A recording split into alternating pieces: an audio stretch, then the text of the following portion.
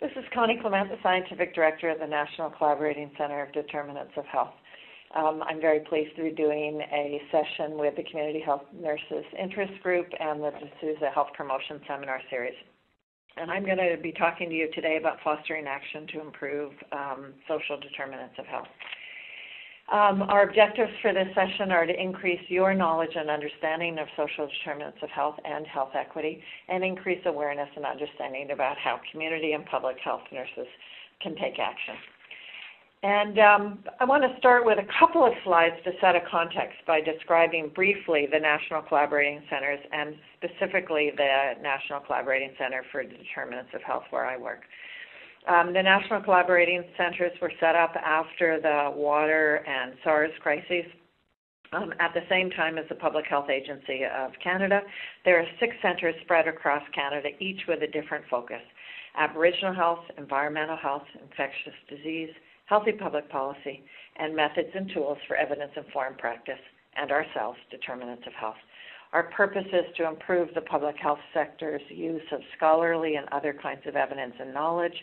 We're not primary researchers. We work in the newer specialty of knowledge translation, interpreting what's known from academic research, evaluation, and other kinds of assessments so that practitioners can improve their practices and have greater impact as a result of better ways of knowing.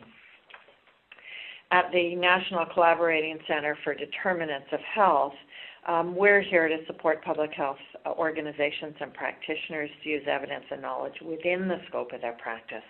And we try to respond to the needs of the sector by sharing, interpreting, and making accessible information and advice to inform how, within everyday public health work, it's possible to effectively improve and mitigate social determinants of health and advance health equity. Our end goal is improved population health in Canada and a smaller gap between the healthiest and least healthy.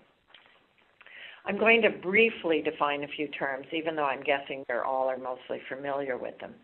Social determinants of health are risk conditions within people's living and working circumstances that influence the risk for or vulnerability to disease and injury. These are not individual risk factors, the kind of behavior and genetics that so many people pay attention to. There are a whole variety of lists, as this table shows you, taken from Toba Bryant and colleagues' work and published in Health Policy in 2011. But you'll see here this type of list that social determinants are distributed unevenly among a population, and they influence individual and group differences in health status. And according to the WHO's Commission on Social Determinants of Health, unequal distribution of health-damaging experiences is not in any sense a natural phenomenon. It's the result of a toxic combination of poor social policies, unfair economic arrangements, and bad politics. Sometimes people, even nurses and other community health professionals, have trouble describing the distinction between what might be called natural health variations and socially constructed differences in health status. And that's an important thing that we need to be able to communicate. So genetic and constitutional variations in congenital conditions vary, just like eye, hair, or skin color. So ill health increases, for instance, on average with age. Chance plays a role in the outcomes of infectious diseases. Behavior and chance hazards also influence personal health. And these variations are more often individual than by group. When such variations do exist by group, for instance, the distribution of Tay-Sachs disease or sickle cell anemia, I'd refer to these as inequalities in health. But social inequities in health, however, are distinguishable from those inequalities. They are associated with social determinants of health, and the social determinants themselves are systematic, by which I mean that they're not randomly distributed. They show consistent patterns. Most strikingly, those patterns vary across socioeconomic and income groups. The variations are produced by those social patterns, by policy and by habit, social habit. And because they're socially produced, they're modifiable. And because as a society we don't modify those conditions, they become unfair. And I want to distinguish for a minute what I call equity in health versus equity in healthcare services. Equity in health strives towards the elimination of systemic differences in health status between socioeconomic and other groups. And the way I often describe this when I'm talking to people who don't work in our field is that the work that I do is to try and be sure that all infants will have a fair and equitable shot at being healthy as children and adults, regardless of the circumstances into which they're born. And often this concept is reinterpreted to mean improved access to healthcare services. And while an important foundational goal of Canada's medical system is universal services so that everyone has access to similar or same services, and they can retain that access as they move from province and province. But to be truly equitable healthcare services wouldn't mean exactly the same for everyone. They'd be matched to the level of need, and this might result in significant differences in access and use of services by differing socioeconomic groups favoring disadvantaged groups. But today, the way our healthcare system is set up, we're usually favoring privileged groups. I want to spend the rest of the presentation drilling down with you into the kind of actions that evidence suggests we should foster and that you can work on in your practices. And so I want to start by thanking and crediting Margaret Whitehead and Goran Dahlgren. And I'm using 10 principles of policy action to foster health equity that they published in a report with the World Health Organization. So the first of these principles is to strive to level up, not down. That should seem really self-evident. No one would want to pull the top down by making the healthiest people less healthy. Yet opponents of equity approaches often warn about this danger. They warn that for the least healthy to become healthier, we have to pull the top down, and we can certainly avoid that. The second principle is to be sure that we recognize that approaches are interdependent and they need to build on each other. And there are 3 pointers here. That first pointer of focusing on people in poverty is what we often refer to as targeting. You want to look at a priority group, a marginalized group, people who have vulnerabilities based on the circumstances in their life. And you're doing this, it's one approach, and it will help increase success to pull up the bottom and make sure that the gap doesn't widen. And that narrowing the health divide means that we want to be narrowing the gap between the healthiest and the least healthy so that we're reducing the disparities between the extremes. And that third approach is looking at inequities through the whole population, is that recognizing that health status changes with declining socioeconomic status across the health gradient, and so that you're trying to shift the gradient as you're trying to pull that bottom up. And the approaches are not just complementary, but they're interdependent. So step 1 in many ways is to target. Step 2 is often to improve the health of the least well at the fastest rate, and be sure that you're doing that while you're reducing the inequities among all groups. The third principle is to promote population health gains while you're reducing the inequities. I really think that this principle is a restatement of the first 2 put together. And it's made explicit because people argue that they're conflicting, that it's unfair to target or focus specifically on a particular priority group over other groups or the whole of the population, and yet to achieve both overall health goals and improvements for the least healthy, we need to do both of that. 4, be tackling the social determinants. And this really says to focus on the social and economic differences and the policies most often that influence opportunities, living standards, and also personal behaviors associated with different groups in the population. So if we look at working conditions, for instance, many Canadians will tend to think that occupational health and safety laws and unions level the bar, if you would, and so the playing field is fair. And yet there's really good evidence to show that insecure work, lack of benefits, exposure to hazards, rates of injuries, as well as poor wages really affect the working poor differently than they affect those who have stable work or more middle class or more upper class, et cetera, and so that you have policies that are disproportionately affecting different parts of the population. The third group is to monitor. Monitor the actions doing harm. Be sure we're assessing differential impacts, not just the averages. Disaggregate data to understand the results of policy changes. A good example is broad social impacts when people without benefits, short-term or long-term disability leave and income, are pushed into even worse economic situations when they have to pay for a medical service compared to others who can absorb an extra cost when they have a medical cost. So you need to monitor impacts that look at health impact assessment and be sure that those health impact assessments include equity measurements. As I review these lists, I always think each principle must be obvious, but you'd be surprised. For instance, when we look at 6, be sure to measure the extent of inequities and progress towards the goal. When we only measure improvement among the least poor, or we only measure improvement among participants in a specific short-term program intervention that you've done, we fail to understand if inequities are being reduced. So we need ways to measure relative as well as absolute changes. We need to assess shortfalls and cumulative differences between each successive social group. Principle 7, making efforts to give voice to the unheard and the effective. This really addresses the fact that those with power are given more opportunities, have greater influence, and tend to have resources to present articulate stories and arguments. So that we as health workers need to be making explicit efforts to provide means for genuine participation. And this includes understanding and circumventing barriers.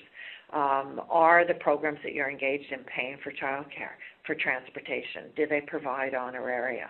Do they restructure meetings and hearings so that everyone gets to speak, not just the most vocal? Do they support grassroots organizing so that groups can gather their thoughts, can design their own programs, can participate?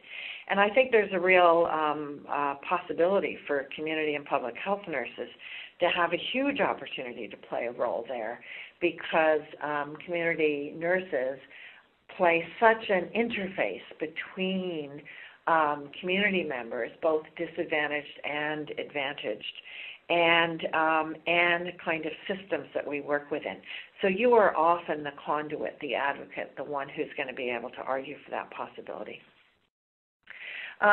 Principle 8, and as you'll see in a minute, Principle 9, are both about recognizing that magnitude and causes of health inequities do differ, in this case between men and women, between individuals with different gender identification, and that we need to be analyzing that and be paying explicit attention to that. Principle 9 is similar. It's being sure that we're paying attention to ethnicity, to culture, to race. I think in Canada, if I was doing this list of principles, I would make geography a separate principle because geography is, within Canada, the vastness and the regional differences are huge, and that the policy differences in health, how we affect health outcomes, become very different in the north from the south and in rural and remote regions. I often give an example when I used to work in Ontario that the price of a bottle of scotch is the same in Moosonee or Moose Factory as it is in Toronto, whereas a bottle of milk in Moosonee costs 4 or more times as much as it does in Toronto. And it's our social policies that have allowed that to happen.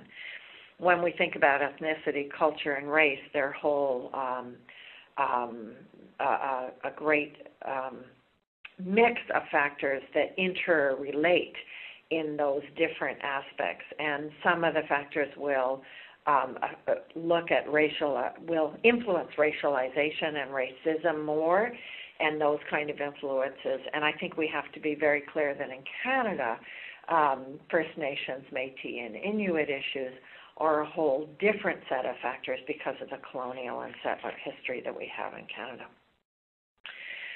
Principle 10 from Dahlgren and Whitehead is really about, they really argue strongly that if health equity aims don't match well with profit aims within health systems and health care. And I'll give an example from childcare, not so much the healthcare part, but one of the social issues. We have a lot of evidence that nonprofit childcare offers more recommended practices and has more positive impacts for children than for-profit daycare. And I think that, we have evidence across other aspects of healthcare. I want to take a couple of minutes. So those were the 10 principles that I wanted to talk about that we can integrate into our work and be really checking how we do our practice and are we carrying those forward. I want to take us to a couple of international processes and highlight what they prioritized in terms of action and what we need to put front and center. The Commission on the Social Determinants of Health of the World Health Organization was a multi-year international collaborative in which Canada was very involved. 2 Canadians served as commissioners. Canada sponsored 2 of the 10 or a dozen knowledge centers, one about early childhood and one about global health issues. And we contributed in a variety of different ways to the Commission. The Commission itself had 3 overarching recommendations for member states to improve daily living conditions, to tackle inequitable distribution of power, money, and resources, and measure and understand the problem and assess the impact of action. And the report, there's both a summary report as well as the full report, and there are reports from each of the knowledge centers, and I really encourage you to look at those documents. And in Canada, the Public Health Agency of Canada really plays a lead role at a country level to help us move forward on the Commission. And we could do far better at acting on the Commission recommendations than we are. Last October in 2011, member states of the World Health Organization came together in a world conference on determinants of health. And there were people from Canada there, from the Public Health Agency, from academia, from public health and regional health authorities, and from community organizations. And the Rio Declaration that came out of that conference set 5 challenges for us. And they build very well on earlier health promotion goals and aims, as well as on the Commission itself, and how that moves forward and how the Canadian government and the Public Health Agency choose to act on those is still not as clear as it would be great to see, but there's certainly action building.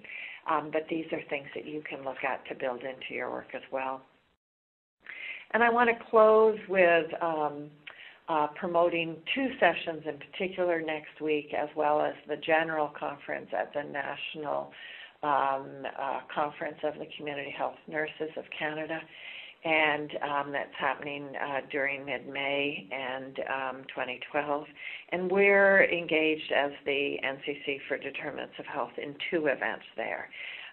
We're doing a pre-conference full-day workshop on public health leadership to advance health equity. We'll have a first glimpse for participants from an appreciative inquiry that we've just completed. We'll talk a little bit about the form that some literature review that we're underway is taking. And in particular, we have a keynote panel of 3 nurse leaders who will be with us that day, as well as Claire Bechter and Jane Underwood from our own organization and myself. And it's a very participatory day that you can take part in. And then during the main conference itself, we'll be doing a networking cafe on building community health capacity for intersectoral action to advance health equity.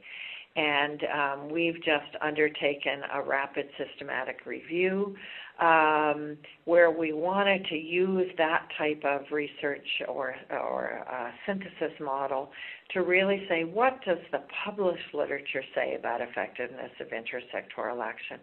And because of the constraints of the literature and how the systematic review could match to that, we found little or moderate effect of intersectoral action in relation to social determinants and health equity. But we're going to share with you some of the limitations of that research and some of the ways that we're really, the learning that we're doing about intersectoral action and some of the other ways that we'll be bringing forward to bring you good evidence about what's working in intersectoral action.